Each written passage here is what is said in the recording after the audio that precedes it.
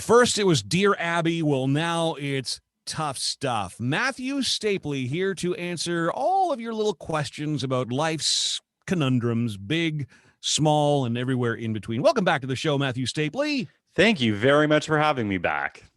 For those not familiar with Matthew, Matthew makes his living as a medium, which, is it okay to use the term psychic or no? Oh, totally. Yeah, I'm not fancy. You can call me a large if you want as well. Like I don't extra small probably won't fit, but that's all right. Right. People come to you seeking answers, typically of another kind, but you're also like you're like the advice lady.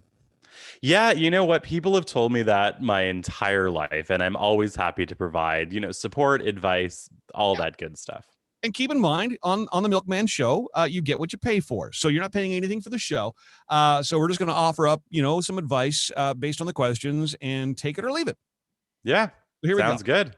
By the way, these questions can be sent to us. Go to milkmanshow.com. You'll find a link for our cast. Matthew is listed in our cast. You'll find an email link right there. That's probably the easiest way to navigate to that. All right, Matthew, if you're ready, here is today. It's a one-sentence question. Ooh, this is going to be either really complicated or not at all. Let's do it.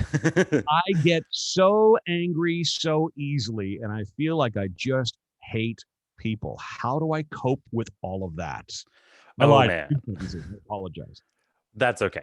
And oh man, do I ever relate to this question. All right. So, well, when we think about the idea of hating people in general, we see it a lot on social media. Somebody say, oh my God, I hate people. And it's pretty much been everywhere that you could possibly turn in the last at least year and a half.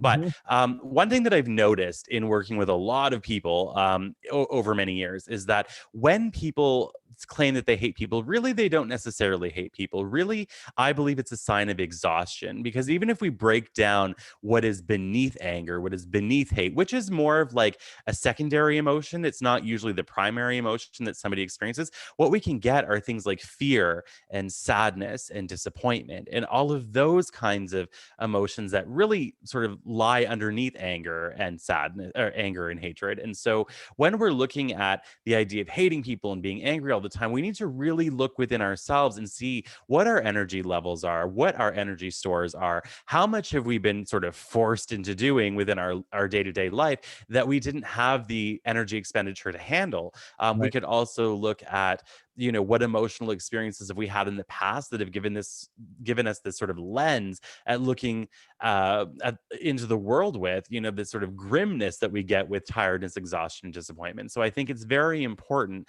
first of all, to realize that you're only human. And the way that our world is structured, it's very much structured for efficiency, which is not really taking into account your emotional safety, emotional health, all of that. And so understanding that you may not be that angry, you may not actually hate people, you may be freaking exhausted and needing a break. And I think that would be the direction I would at least explore first within yourself.